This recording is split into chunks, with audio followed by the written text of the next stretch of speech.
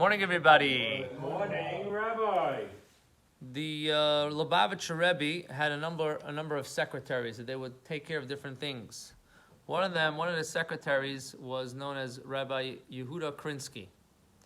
And one of his jobs was PR, public relations. Whenever there was a message that the Rebbe had, he would be the one to speak, be the spokesman of Chabad, of Lubavitch, and share with the world and share with different newspapers, the message that the Rebbe had. So he had a very close relationship with different newspapers.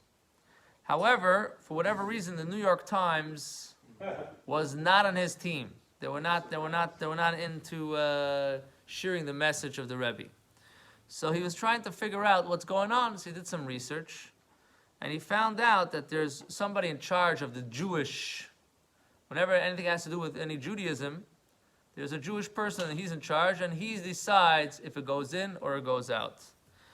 And his name is Irving Spiegel. That was his name.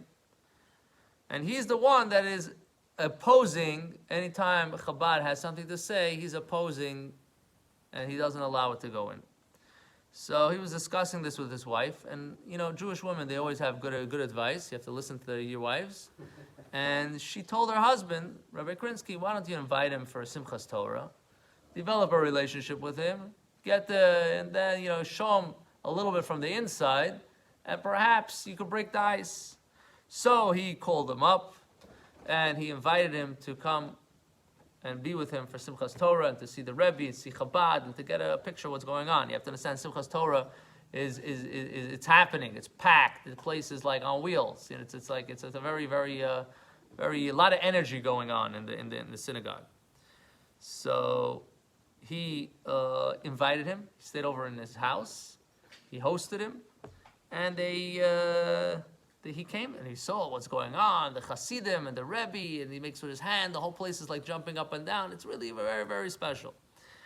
And there was also, during Simchas Torah, there's a time that the Rebbe would give a public talk, and in between the talks, there were songs, and people that need to approach the Rebbe, usually only if it was a very important person or something specific, they would be able to approach.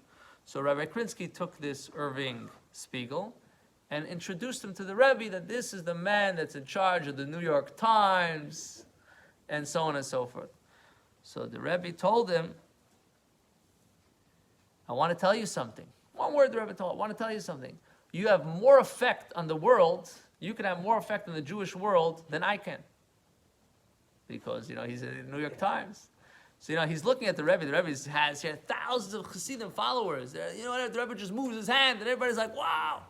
And here the Rebbe is telling him that you have the opportunity to have more effect on people than I have.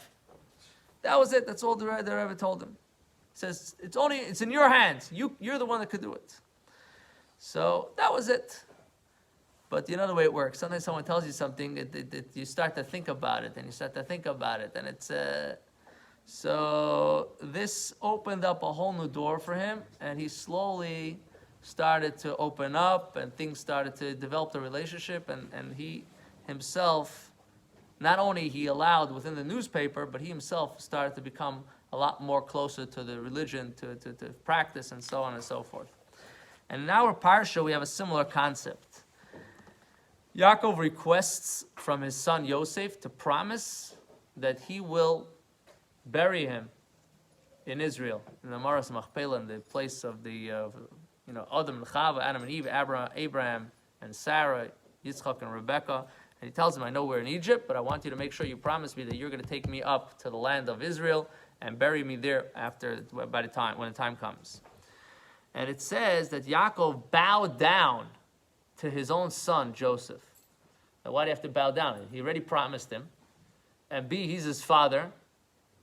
As though there's and C, he's not the king. He's the vizier, but he's not the king. So the Rebbe explains that this type of bowing over here was to give Yosef the strength and the courage to be able to fulfill his mission, even though he's not the vizier. Even though he's the vizier, he's not the king. In other words, to give him that, say, listen, you may not be the king, but I'm bowing down to you. I'm telling you, you got the power. I'm giving myself over to you, that you're it. And this is something in general, when it comes to educating and inspiring people, you have to give them that encouragement.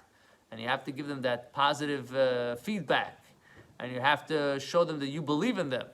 And when you're able to do that, you're able to reach a lot further than any other way. So Hashem should help, we should be inspired. We should see that Yaakov already teaches us this thousands of years ago.